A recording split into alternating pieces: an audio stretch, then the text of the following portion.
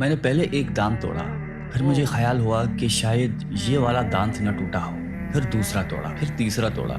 Welcome back to my channel, this is Reactopedia اور آج ہم ایک بہت ہی اچھا ویڈیو دیکھنے والے ہیں وچ از اباؤٹ حضرت اویس کرنی۔ حضرت اویس کرنی کے بارے میں بہت ساری چیزیں کہی جاتی ہیں کہ آپ صلی اللہ علیہ وسلم نے حضرت عمر رضی اللہ تعالیٰ عنہ کو وصیت کی کہ تمہارے وقت میں اگر اویس کرنی تم سے کبھی ملے تو اویس کرنی سے اپنے لیے دعا کروا لینا۔ تو بہت ساری چیزیں ہیں جو کہ حضرت اویس کرنی سے ریلیٹڈ ہے کہ وہ اپنی امی کی اتنی خدمت کیا کرتے تھے کہ ان کو یہ مقام ملا ہے، اور باقی بھی چیزیں ہیں۔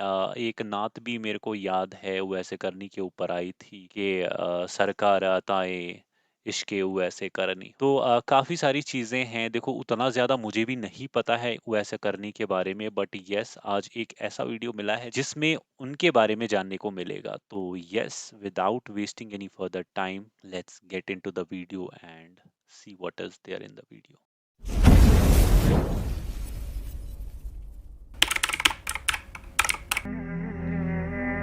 حضرت اویس کرنی رضی اللہ تعالیٰ عنہ کو آپ صلاۃ السلام کی ذات اقدس سے والہانہ عشق تھا۔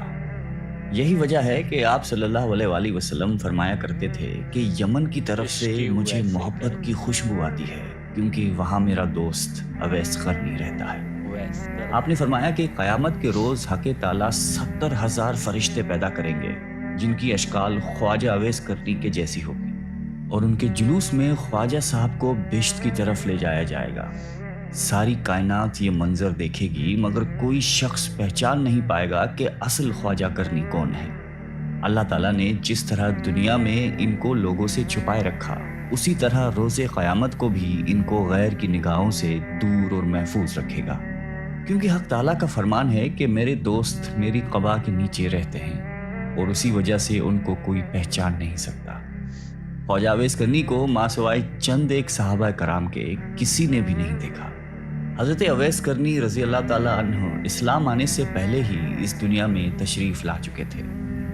بچپن میں ہی آپ والد کی شفقت سے محروم ہو گئے، اس لیے ان کو بچپن ہی میں محنت مزدوری کرنا پڑی۔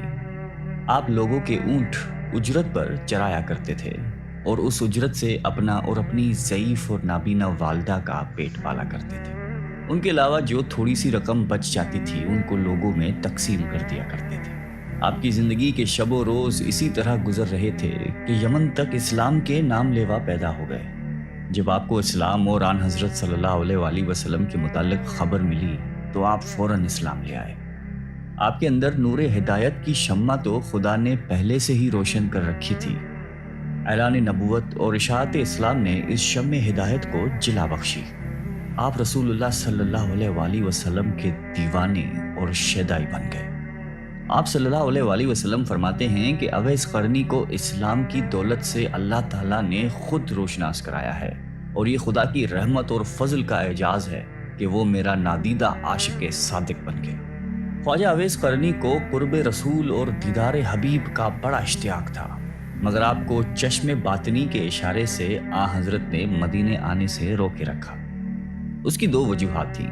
ایک تو خواجہ صاحب کی والدہ ضعیف اور بصارت سے محروم تھی، انہیں اکیلا چھوڑنا ناممکن تھا۔ دوسری، ان پر ہر وقت جذب طاری رہتا تھا۔ اس وجہ سے آپ صلی اللہ علیہ وآلہ وسلم نے خواجہ صاحب کو حکم دیا کہ آپ ہر وقت میری چشم باطن کے سامنے ہیں، لہٰذا آپ مدینے آنے کی بجائے اپنی والدہ کی خدمت میں ہمتن مصروف رہیں۔ غزوہ احد میں کفار کے حملے سے آپ صلی اللہ علیہ وآلہ وسلم کے 2 دانت شہید ہو گئے۔ تمام مسلمانوں کو اس بات کا بہت صدمہ ہوا، مگر جس عاشق رسول نے اس صدمے کو حقیقی شکل میں محسوس کیا، اس کو دنیا حضرت خواجہ اویس قرنی کے نام سے جانتی ہے۔ آپ فرماتے ہیں کہ مجھے جب معلوم ہوا کہ میرے آقا سردار دو عالم کے 2 دانت مبارک شہید ہو گئے ہیں تو مجھے یہ بالکل معلوم نہ تھا کہ آپ کے کون سے دانت مبارک شہید ہو گئے ہیں، مگر آپ کی موافقت نے مجھے بے چین کر دیا۔ میں نے پہلے ایک دانت توڑا، پھر مجھے خیال ہوا کہ شاید یہ والا دانت نہ ٹوٹا ہو، پھر دوسرا توڑا، پھر تیسرا توڑا۔ غرض یہ کہ جوں جنون موافقت شدت اختیار کرتا گیا، میں دانت توڑتا چلا گیا، حتیٰ کہ سارے دانت توڑ ڈالے۔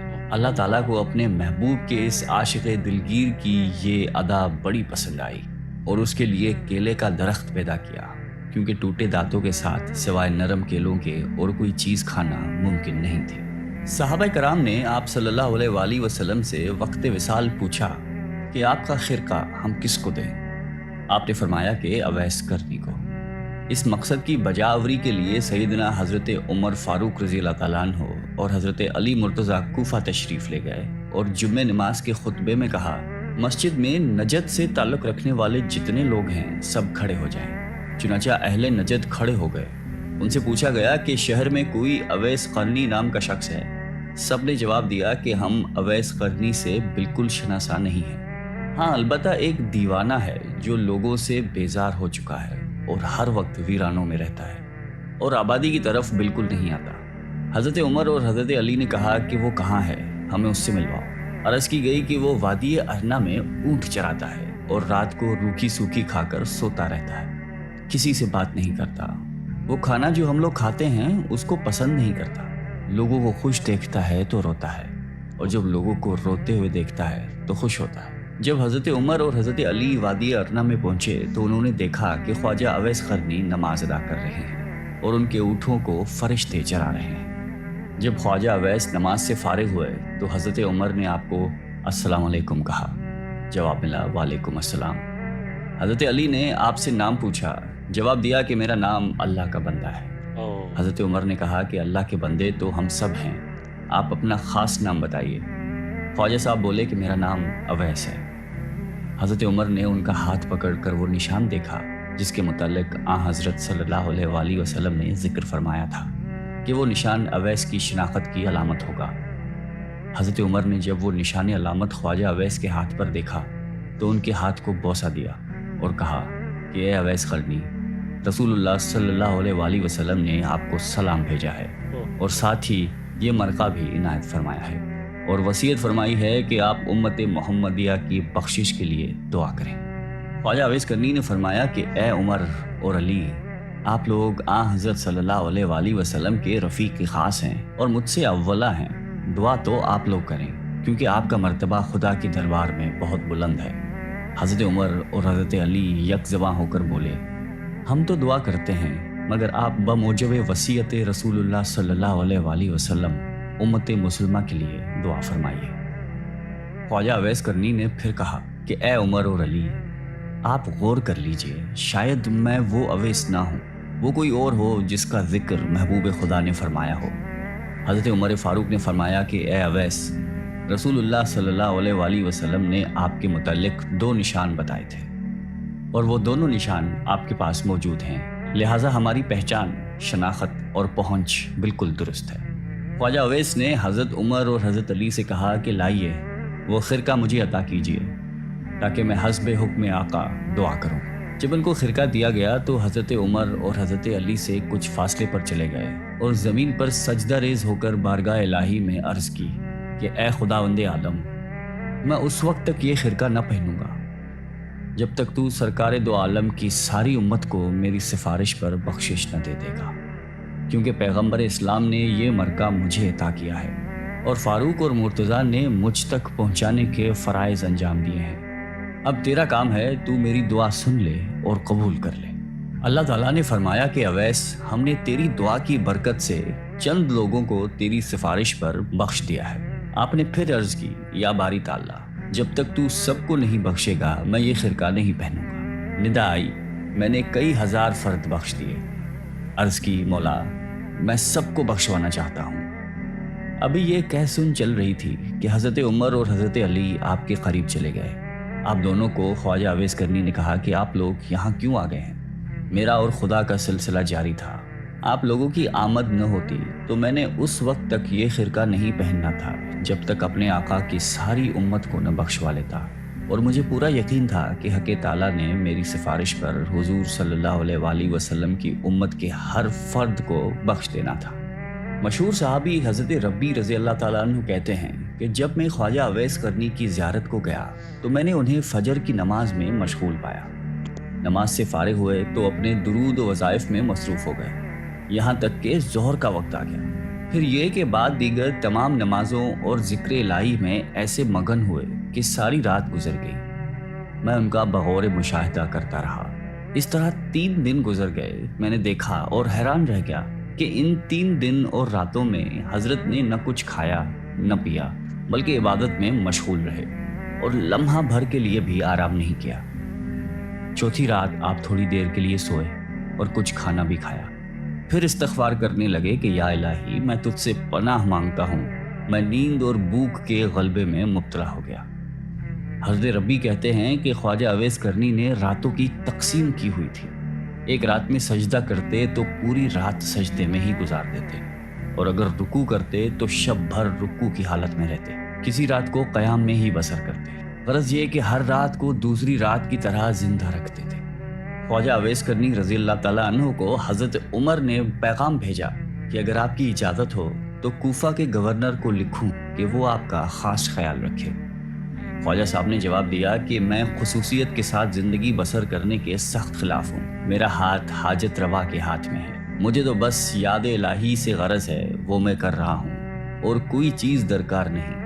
اس کے بعد آپ نے کوفہ بھی چھوڑ دیا اور کسی اور علاقے میں نکل گئے جہاں آپ کو کوئی تلاش نہ کر سکے۔ ایک دفعہ کا واقعہ ہے کہ حضرت اویس کرنی کو آپ صلی اللہ علیہ وآلہ وسلم کے دیدار کا شوق اس قدر پیدا ہوا کہ انہوں نے مدینے آنے کا ارادہ کیا۔ اب ادھر انہوں نے ارادہ کیا، ادھر آپ صلی اللہ علیہ وآلہ وسلم کو کسی غزوہ میں شرکت کرنے کے لیے مدینے سے باہر جانا پڑا۔ لیکن آپ صلی اللہ علیہ وسلم نے حضرت عائشہ سے فرمایا کہ میرے جانے کے بعد شاید کوئی مہمان آئے، اگر وہ یہاں آئے تو اس کی خوب خاطر مدارت کی جائے اور ہر طرح سے خیال رکھا جائے، کیونکہ وہ بڑا ہی پارسا انسان ہے، اور میرے آنے تک اس کو روکنے کی کوشش کی جائے۔ اگر وہ نہ رکنا چاہیں تو مجبور نہ کیا جائے، مگر اس کی شکل و صورت یاد رکھی جائے۔ یہ ہدایت دے کر رسالت مآب خود تو غزوہ میں شرکت کے لیے روانہ ہو گئے۔ بعد میں خواجہ اویس کرنی مدینہ تشریف لائے۔ ان کو جب پتا چلا کہ حضور سرور کائنات اس وقت مدینے میں نہیں تو انہوں نے اسی وقت واپسی کا فیصلہ کیا۔ ان کو روکنے کی بڑی کوشش کی گئی مگر وہ نہ رکے اور نہ ہی کسی قسم کی خاطر کروائی، بس واپس لوٹ گئے۔ جب آپ صلی اللہ علیہ وآلہ وسلم مدینہ واپس تشریف لائے تو آتے ہی انہوں نے حضرت عائشہ صدیقہ رضی اللہ تعالیٰ عنہا سے سوال کیا کہ کیا کوئی مہمان آیا تھا؟ ام المومنین نے عرض کی کہ اے اللہ کے رسول، ایک شخص جو کہ یمن سے آیا تھا، اس کی شکل و صورت چرواہوں کے جیسی تھی، آپ کو نہ پا کر وہ ایک لمحہ بھی یہاں نہیں ٹھہرا اور چلا گیا۔ آپ صلی اللہ علیہ وسلم بولے کہ عائشہ پتہ ہے وہ کون تھا؟ عرض کی کہ حضور میں بالکل نہیں جانتی۔ فرمایا کہ وہ اویس قرنی تھا جو میرے دیدار کے لیے یہاں آیا تھا اور دیدار کی حسرت دل ہی میں لے کر واپس چلا گیا، اور وہ ٹھہر بھی نہیں سکتا تھا کیونکہ اس کی ایک والدہ ہے جو بوڑھی ہے اور آنکھوں سے معذور ہے اور اس کی دیکھ بھال کرنے والا کوئی نہیں ہے، اس لیے اس کو ہر حال میں واپس جانا تھا۔ اور یہ وہ شخص ہے جو کہ خدا اور اس کے رسول کا سچا چاہنے والا ہے، جس کو صرف ذکر الہی سے غرض ہے اور وہ کسی چیز سے نہ مرعوب ہے نہ متاثر۔ اویس قرنی میرا عاشق ہے اور اللہ اسے محبت کرتا ہے۔ حضرت عائشہ نے جب یہ باتیں سنی تو اس کو خواجہ اویس قرنی کے مقام پر رشک آنے لگا اور فرمانے لگی کہ اے خدا کے حبیب، وہ شخص واقعی کس قدر عظیم ہوگا جس کے زہد و تقوی اور عبادت و ریاضت کی تعریف خدا اور اس کا محبوب کرے۔ مشہور تابعی حضرت حرم بن حیان رضی اللہ تعالیٰ عنہ کی ایک بار خواجہ اویس قرنی رضی اللہ تعالیٰ عنہ سے ملاقات ہوئی۔ وہ اپنی ملاقات کچھ اس طرح بیان کرتے ہیں۔ خواجہ اویس کرنی کوفہ میں مقیم تھے۔ میں نے آپ کی تعریف سنی، ملاقات کا شوق غالب ہوا اور میں ان کی زیارت کے لیے کوفہ پہنچا۔ لوگوں نے بتایا کہ وہ دریائے فرات پر ملیں گے۔ فرات کے کنارے پر پہنچا تو دیکھا کہ ایک شخص تنہا بیٹھا دوپہر کے وقت وضو کر رہا تھا اور کپڑے دھو رہا تھا۔ میں اویس کرنی کے اوصاف سن چکا تھا، اس لیے فوراً ہی پہچان گیا۔ ان کا جسم فربا اور رنگ گندمی تھا، سر منڈا ہوا تھا اور داڑھی گھنی تھی، بدن پر بہت بال تھے اور چہرہ بہت بڑا اور محیب تھا۔ صوف کا پاجامہ پہنے ہوئے تھے اور صوف ہی کی ایک چادر جسم پر تھی۔ میں نے قریب پہنچ کر سلام کیا۔ انہوں نے جواب دیا اور میری طرف دیکھ کر کہا کہ اللہ تمہیں سلامت رکھے۔ پھر میں نے مصافحے کے لیے ہاتھ بڑھایا، لیکن انہوں نے مصافحہ کرنے سے گریز کیا اور اپنے پہلے الفاظ دہرائے کہ اللہ تمہیں سلامت رکھے۔ مجھے ان کی حالت پر بڑا ترس آیا اور میری آنکھوں سے آنسو بہنے لگے۔ جب میں نے رقت بھرے لہجے میں کہا کہ اویس، خدا تم پر رحمت کرے اور تمہاری مغفرت فرمائے، تو وہ بھی رونے لگے اور مجھ سے مخاطب ہو کر فرمایا کہ حرم بن حیان، خدا تم پر رحم کرے میرے بھائی، تمہارا کیا حال ہے؟ تمہیں میرا نام و پتہ کس نے بتایا؟ میں نے عرض کیا کہ خدا نے۔ مگر اے اویس، یہ تو بتاؤ کہ تمہیں میرا اور میرے باپ کا نام کیسے معلوم ہوا؟ اس سے پہلے نہ میں نے تمہیں دیکھا ہے نہ تم نے مجھے۔ حضرت اویس نے جواب دیا کہ تمہارا نام مجھے اس نے بتایا ہے جس کے علم و خبر سے کوئی چیز باہر نہیں۔ میری روح نے تمہاری روح کی طرف توجہ کی اور میرے روح نے تمہاری روح کو پہچان لیا۔ مومن کی روحیں ایک دوسرے کو پہچان لیتی ہیں۔ میں نے عرض کی کہ رسول اللہ صلی اللہ علیہ وآلہ وسلم کی کوئی حدیث مبارک سنائیے تاکہ میں اسے یاد کر لوں۔ حضرت اویس قرنی نے فرمایا کہ میں نے سرکار دو عالم صلی اللہ علیہ وآلہ وسلم کی شرف صحبت حاصل نہیں کی، البتہ حضور صلی اللہ علیہ وآلہ وسلم کے صحابہ کرام کو دیکھنے کی سعادت نصیب ہوئی ہے، اور تم لوگوں کی طرح ان کی زبان سے میں نے بھی حضور کی احادیث سنی ہیں، لیکن میں اپنے اوپر یہ دروازہ کھول کر محدث، مفتی اور قاضی کہلانا پسند نہیں کرتا۔ مجھے خود اپنے نفس کے بہت سے کام ہیں۔ یہ کہہ کر وہ میرا ہاتھ پکڑ کر رونے لگے۔ میں نے درخواست کی کہ پھر قرآن حکیم کی ہی کچھ آیات سنا دیجیے۔ میرے دل میں آپ کی زبان سے قرآن سننے کا بے حد اشتیاق ہے۔ میری آپ سے محبت اور عقیدت خدا کے لیے ہے۔ میرے لیے دعا فرمائیے اور کچھ وصیتیں کیجیے۔ میری درخواست سن کر اویس رضی اللہ تعالیٰ عنہ نے اعوذ باللہ من الشیطان الرجیم پڑھا اور چیخ مار کر رونے لگے۔ پھر فرمایا میرے رب کا ذکر بلند ہے، اس کا قول سب سے سچا ہے، اس کا کلام سب سے اچھا ہے۔ یہ کہہ کر انہوں نے ان آیات کی تلاوت کی۔ حامیم والکتاب المبین انا انزلناہ فی لیلۃ مبارکۃ انا کنا منذرین هو العزیز الرحیم تک پڑھ کر چیخ ماری اور بے ہوش ہو گئے۔ ہوش میں آئے تو فرمایا حرم بن حیان، تمہارا باپ مر گیا، ان قریب تم کو بھی مرنا ہے، کیا خبر جنت میں جائیں یا دوزخ میں؟ ابن حیان آدم فوت ہو گئے، حوا فوت ہو گئی۔ ابن حیان نوح اور ابراہیم خلیل اللہ فوت ہو گئے۔ ابن حیان موسیٰ اور داؤد فوت ہو گئے۔ ابن حیان محمد رسول اللہ فوت ہو گئے۔ ابو بکر صدیق فوت ہو گئے۔ ابن حیان میرے بھائی عمر بن خطاب فوت ہو گئے، اور یہ کہہ کر انہوں نے مغفرت کی دعا کی۔ اس وقت تک حضرت عمر فاروق رضی اللہ تعالیٰ عنہ زندہ تھے، اس لیے میں نے کہا کہ خدا آپ پر رحم کرے، عمر خطاب رضی اللہ تعالیٰ تو ابھی فوت نہیں ہوئے۔ فرمایا ہاں، جو کچھ میں نے کہا ہے اگر تم اس کو سمجھو تو خود جان جاؤ گے کہ میں اور تم بھی مردہ ہیں، ہونے والی بات ہو چکی ہے۔ اس کے بعد حضرت اویس قرنی رضی اللہ تعالیٰ عنہ نے سرکار دو عالم صلی اللہ علیہ وآلہ وسلم پر درود بھیجا، پھر کچھ اور دعائیں پڑھی اور فرمایا کہ حرم بن حیان، میری وصیت یہ ہے کہ کتاب اللہ کو مضبوطی سے پکڑو، اہل اللہ کی صحبت اختیار کرو، اور نبی کرم صلی اللہ علیہ وآلہ وسلم پر ہمیشہ درود و سلام بھیجتے رہو۔ میں نے اپنی اور تمہاری موت کی خبر دے دی، آئندہ کسی ساعت موت سے غافل نہ رہنا، واپس جا کر اپنی قوم کو بھی نصیحت کرنا اور ڈرنا۔ خبردار، جماعت کا ساتھ کبھی نہ چھوڑنا، ورنہ بے دین ہو جاؤ گے اور قیامت میں آتش دوزخ کا ایندھن بننا پڑے گا۔ پھر انہوں نے دعا کی کہ الہی، یہ شخص کہتا ہے کہ اس کو تیرے لیے مجھ سے محبت ہے اور اس نے تیرے ہی لیے مجھ سے ملاقات کی، اس لیے خدا مجھے توفیق دے کہ میں جنت میں اس کا چہرہ پہچان جاؤں اور دارالاسلام میں میری اس کی ملاقات ہو۔ وہ دنیا میں جہاں کہیں بھی ہے اس کو اپنے حفظ و امان میں رکھنا، اس کو قناعت عطا کر اس کو اپنی نعمتوں کا شکر گزار بنا اور اس کو جزائے خیر دے۔ دعا کے بعد اویس قرنی نے مجھ سے فرمایا کہ اے حرم بن حیان، اب میں تجھے اللہ کے سپرد کرتا ہوں، آج کے بعد میں تم کو نہیں دیکھوں گا، مجھے شہرت پسند نہیں ہے، گوشہ خلوت ہی میرا رفیق ہے، آئندہ مجھے تلاش کرنے کی کوشش مت کرنا، مجھے ڈھونڈنے میں تم کامیاب نہیں ہو سکو گے، میں تمہیں ہمیشہ یاد رکھوں گا اور تم مجھے یاد رکھنا، میرے لیے دعائے خیر کرتے رہنا، اچھا، السلام علیکم ورحمۃ اللہ۔ یہ کہہ کر وہ ایک سمت کو چلے گئے۔ اس کے بعد میں نے ان کو بہت تلاش کیا، لیکن کسی سے ان کے بارے میں کچھ معلوم نہیں ہو سکا، البتہ کوئی ہفتہ ایسا نہیں جاتا جس میں ان کو ایک یا دو بار خواب میں نہ دیکھوں۔ اللہ تعالیٰ اویس قرنی پر رحمت نازل فرمائے اور ان کی مغفرت فرمائے، آمین۔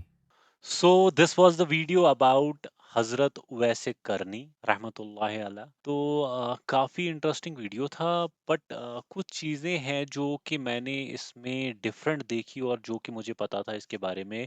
میں نے کتنی بار بیان میں سنا ہے، آپ صلی اللہ علیہ وسلم نے وصیت کی تھی حضرت عمر رضی اللہ تعالیٰ عنہ کو کہ اگر آپ اپنی زندگی میں کبھی حضرت اویس کرنی سے ملیں تو آپ ان سے اپنے لیے دعا کروائیں. تو یہ میں نے سنا تھا حضرت اویس کرنی رضی اللہ تعالیٰ عنہ کے بارے میں، بٹ اس ویڈیو کے اندر جو بتایا گیا ہے از انٹائرلی ڈفرینٹ، اور مجھے پتا نہیں ہے اس کے بارے میں یہ کس حد تک صحیح ہے کہ نہیں ہے کہ وہ حضرت عمر رضی اللہ تعالیٰ عنہ اور حضرت علی رضی اللہ تعالیٰ عنہ سے مل کے پھر الگ چلے گئے اور الگ جا کے سجدہ رو ہوئے اور اس کے بعد دعا مانگی اور پوری امت کے لیے وہ مغفرت مانگ رہے تھے اور انہوں نے اپنا وسیلہ دیا جیسے کہ اس ویڈیو میں بتایا گیا ہے. تو دیٹ از سم تھنگ جو میں نے نہیں سنا ہے، اینڈ آئی ڈونٹ نو کہ یہ صحیح ہے بھی کہ نہیں ہے. سو وہ والا پارٹ مجھے تھوڑا سا صحیح نہیں لگا. اور وہ جو دانتوں والا انسیڈنٹ بھی تھا، دیٹ از سم تھنگ جو میں نے شاید سنا تھا کہیں، جتنا میرے کو دماغ میں آ رہا تھا کہ ہاں یہ چیز میرے دماغ میں، میرے کانوں میں اس سے پہلے جا چکی ہے کہ ایسا ہوا تھا کہ جب طائف میں آپ صلی اللہ علیہ وسلم کے دو دندان مبارک شہید کر دیے گئے، تو اس کے ریلیٹڈ میں نے یہ سنا تھا، but I am not able to actually locate کہ کیا وہ حضرت اویس کرنی کے بارے میں ہی تھا کہ وہ کسی اور کے بارے میں تھا. جو ان کے بارے میں کہا جاتا ہے کہ سرکار عطائیں عشق اویس کرنی ہو، تو وہ سمجھ آتا ہے اس انسیڈنٹ کو دیکھنے کے بعد کیسے انہوں نے ایک ایک کر کے اپنے سارے دانت شہید کر لیے. ویڈیو کافی انفارمیٹیو تھا اور کچھ چیزوں پہ میرے کو تھوڑا سا ڈاؤٹ ہے، وچ آئی ول سجیسٹ کہ آپ بھی جا کے ایک بار چیک کر لو کہ یہ پورشن اس میں صحیح تھا کہ نہیں تھا. اوور آل جو باقی انفارمیشن دی گئی ہے از آئی مین ٹھیک ہے، بہت کچھ چیزوں کو بارے میں پتا لگا مجھے. چلو وہ والا انسیڈنٹ تو پتا لگ ہی گیا کہ وہ جو دانتوں والا انسیڈنٹ تھا. So that's it for today, and yes I be back soon with a different video. Till that time please do take care of yourself, and please please and please keep remembering me in your دعا. اللہ حافظ.